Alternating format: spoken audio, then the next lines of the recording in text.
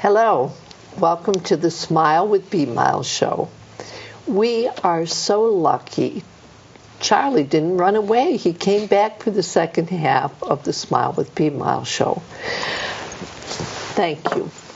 I'm enjoying this. Oh, well, this is a treat for me. You're asking me questions few people ask. Well, I saved them for now. Wait till you hear the ones I'm going to ask you. All right. Who's the love of your life?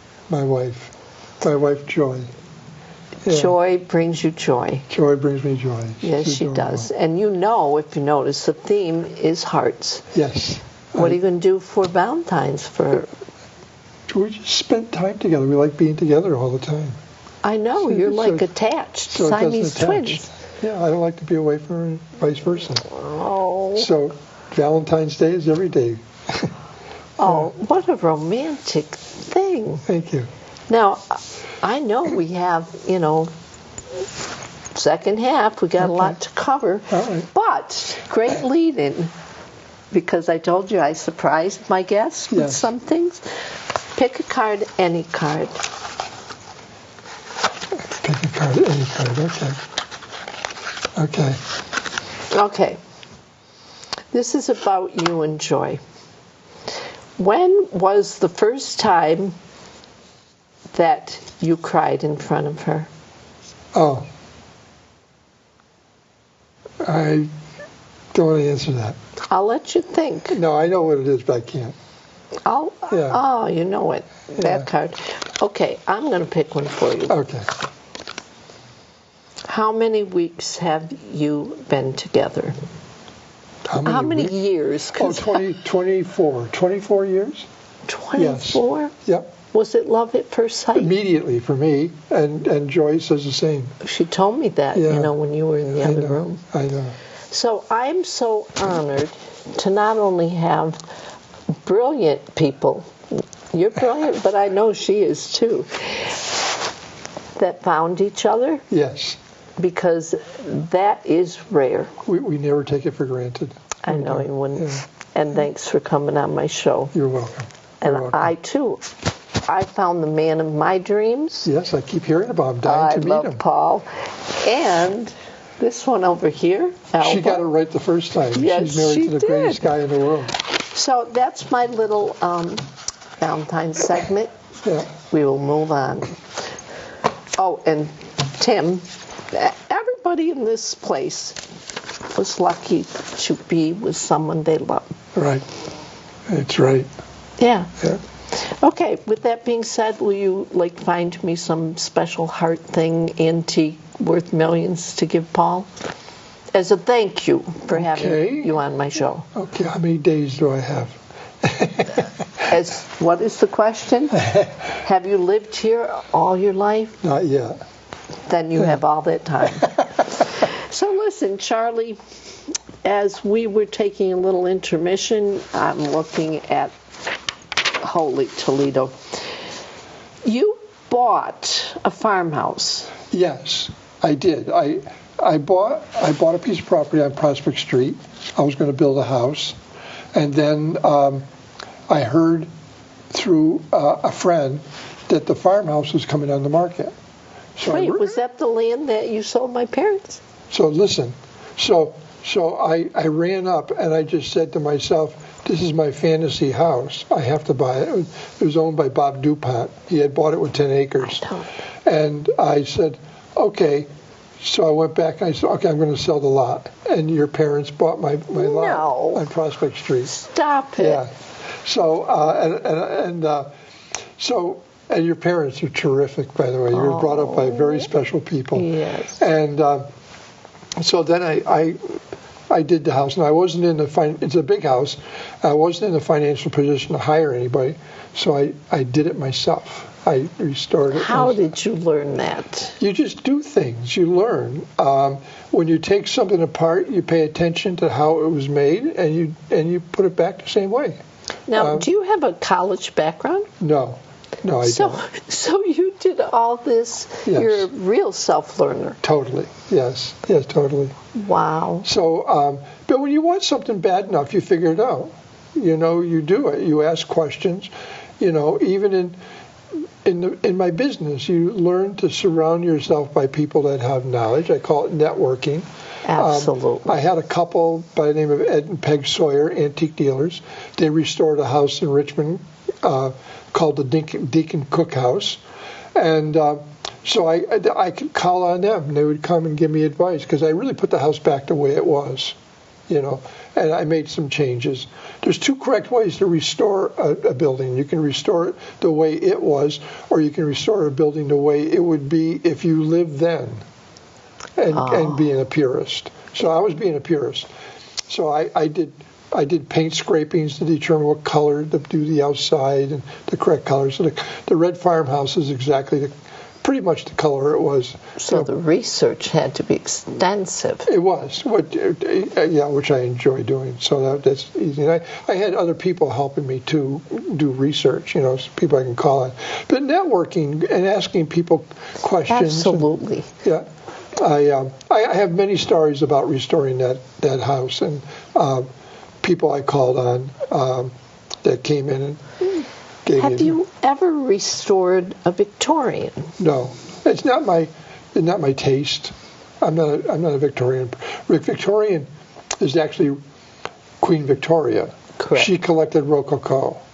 I don't know what that is. Rococo is very ornate, very heavily carved. And so a Victorian is very ornate, and it became very affordable because Victorians started at the beginning of our Industrial Revolution. So they were able to make furniture using machinery opposed to doing. So the purist line, what is an antique and what isn't, is 1850. Because before 1850, everything had to be made by hand because there was no other way to make it.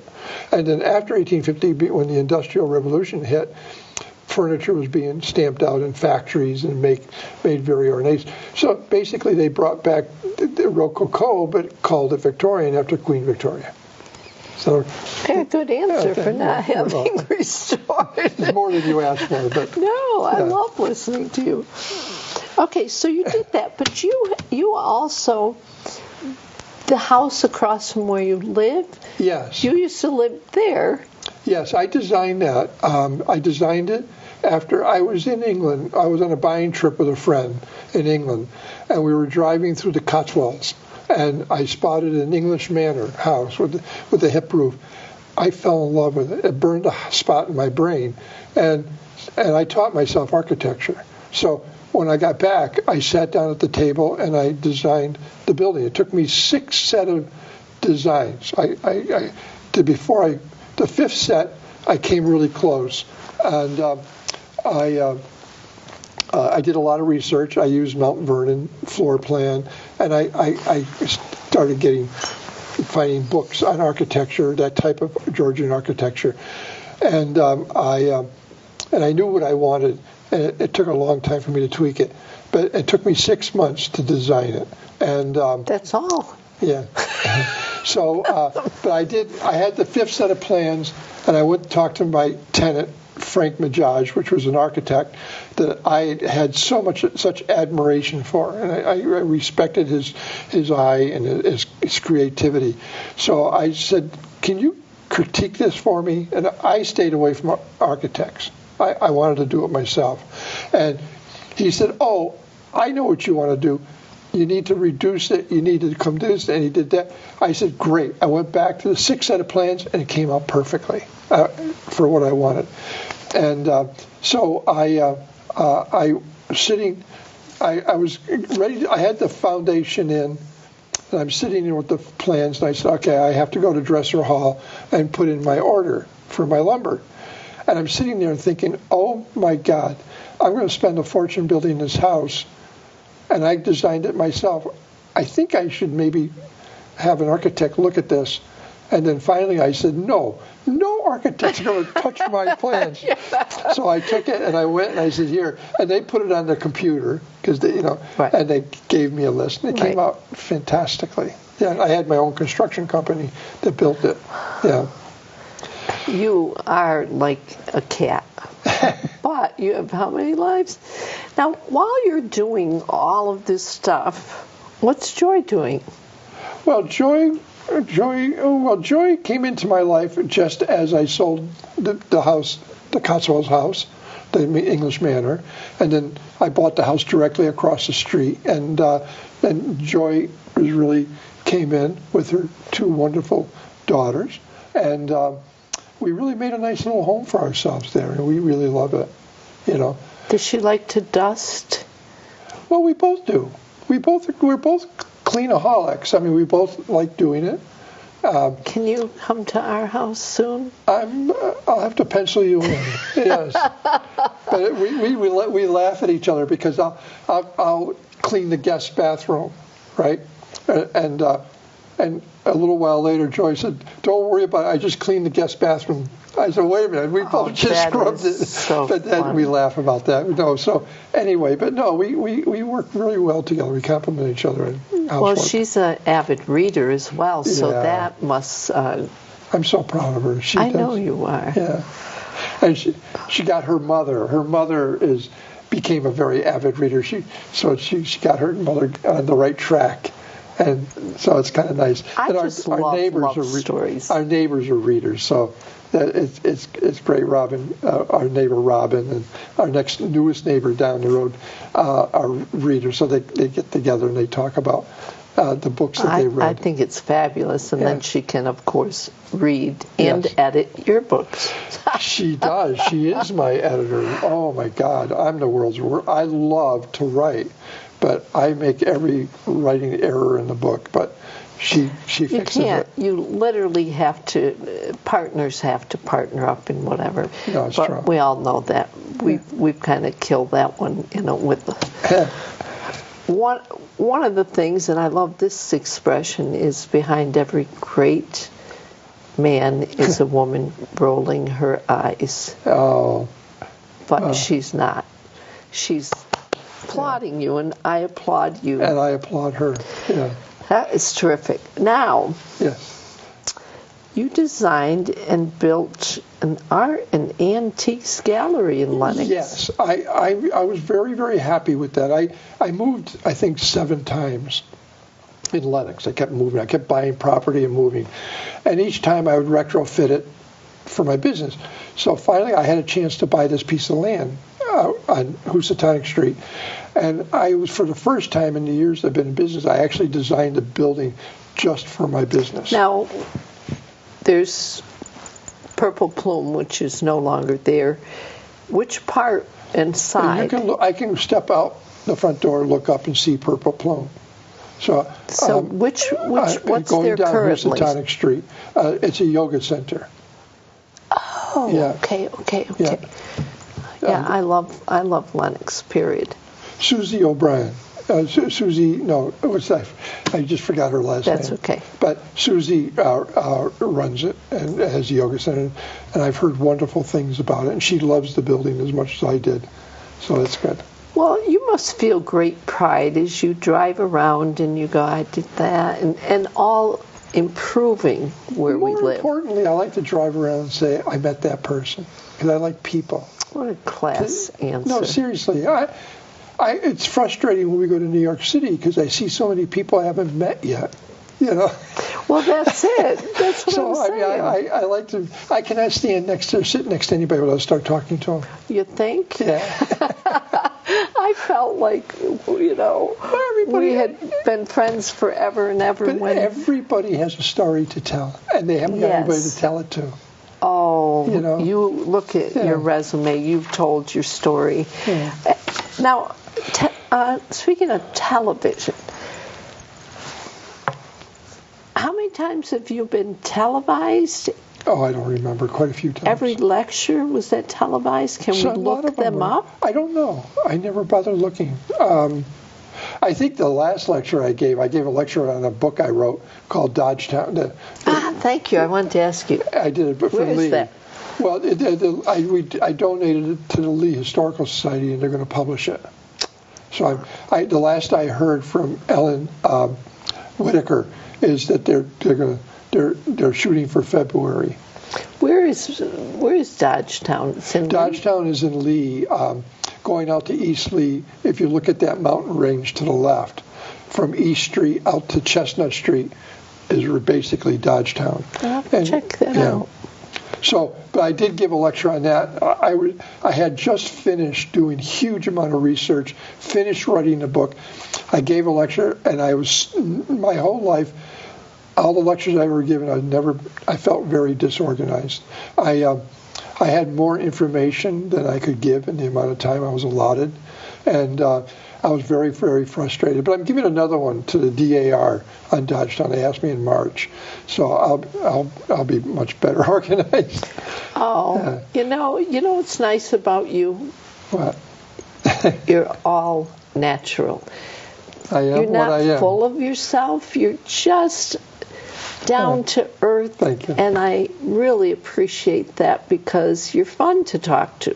Thank you. So are you available next week? Pardon?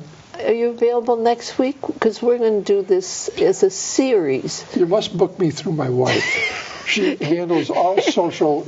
She's your agent? She's my agent. And there's a reason for that because I forget. I do. I get so secretary, preoccupied. someone who says in my business your world, social calendar. It looks like I do a lot of things, but the one thing that was the hardest for me to teach myself is how to delegate. And I'm a great delegator. Yeah. Yeah, and you have to. So my social life, I delegate to my loving wife, Joy. Yeah. I'm just like getting goosebumps. You guys are like too cute. All right, so I'm going to pretend Yes. I have called you up, made an appointment through your wife, and I have this cute, beautiful, something I treasure from a mutual friend. I know. Who she gave me. She left this to me via her son. Well, I see things like this all the time, meaning I've never seen one before. Okay. But I see things for the first time a lot, especially if I'm doing an appraisal day or I'm going to somebody's home. And so as an appraiser, I put it in a category based on its own merit. So even though I've never seen it before, I can look at it technically and determine whether it's a value, or so what do you think? So anyway, and then I look at the patina. The patina is a gift as far as helping tell the age of stuff.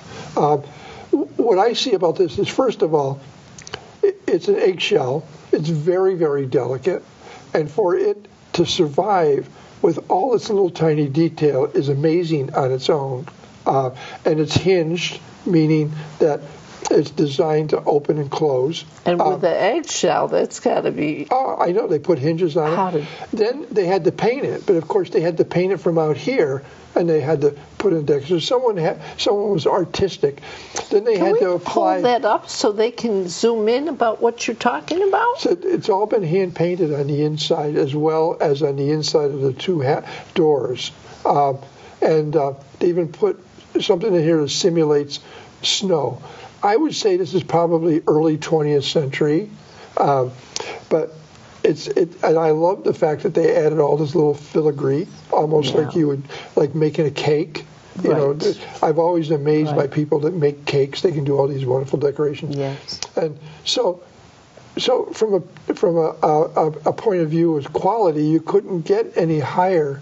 It's almost like a poor man's Fabergé egg, in a way. Exactly. Which I have the real thing. Yeah. With the heart in it. So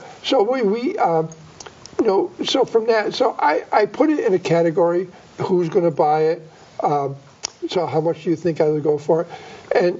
And not ever. And I asked an expert about this. I took a picture of this for you. So she's never seen one before. This was a first for her. It's a Christmas ornament, by the way. I forgot to mention that because there's a little hole in the top. Oh. Oh, you didn't know that? No. Oh, no, this is a very special Christmas ornament. So this has been put in the Christmas ornament category. Okay. So it's on the high end of something. It's the top 10% of any field. It always has the most value. So believe it or not, if I was to value, may I say a value? I may have to get extra dogs to guard our house. I'm going to give you a range, probably between $500 to $800. And if I'm on the road show, I'm supposed to go, no Oh, really? Well, yeah. I had no idea. Thank you, Charlie. So you're an actress as well. Well, yeah, kind of every day. Now, with me saying that, I plugged it into a category because of the field and everything. But if it went to auction and it went for more, I wouldn't be surprised. Well, I don't see an autograph, though. Should there be, a signature? Not necessarily. I mean, even if it was signed, we probably wouldn't know who it was. It's a labor of love who made it. And a couple of people may have made it. It may not have all been done by the same person. The husband might have cut the egg open. I mean, there's a lot of work and a lot of detail in this. Yes, and thank you. I just wanted to accomplish two things. I've always been curious because this was given to me by our friend's son, like this. And I was very moved. But also, you must have that happen throughout your whole career, where people bring you things that they think are like millions of dollars. And there are people that bring me things. I had an elderly man bring me something in Otis at an appraisal day that I appraised for $800,000. Wow. And then I once I had a young man. This is over in New York State because I've done appraisal days from Vermont to Connecticut, New York State to Boston, and I once had a young man bring me a painting, and I kept looking at it. I finally looked at him. How did you get this? And he said, Grandma Moses was my grandmother. No. You must have died. I got goosebumps. Oh, really? Yeah, it was nice. That is nice. Yeah. So, see, you never know. You never know. I had a woman over in Albany bring a crock, an early late 18th century crock that were all incised in blue decorations all around. It had a mermaid, it had a ship, and it had a big crack in the side of it. And she said, and I appraised it for $75,000. With the crack? With the crack, because what it's would the it have only, been without the crack? It's $75,000 or more. It's one of those rare cases. It is really? So rare, so important, so beautiful, it didn't matter. And years later, I told everybody about this. Years later, she brought it to a show in Bennington of dealers, high-end dealers of pottery, and she brought it and showed it to them, and they all agreed with me that the value was up there. Well, that's got to be rewarding in itself. Yeah. That you study, you do your homework, you come up with a number, and that the person goes, well, maybe it's worth more. Right. And they march over somewhere else. And to have a match or yours higher, they've just elevated you and told everybody else about you. Yeah. Anyway, guess what? What? Our time is up? Can you believe it? No, I can't believe it. I mean, we have 3 minutes and 44 seconds. Wow. So what would you like to wrap up the show with? Leaving me a little time to thank my wonderful crew. If you ever need help, I'm always available. You have options when you part with your estate. I have a lot of people and I trust immensely that would step in and help people. I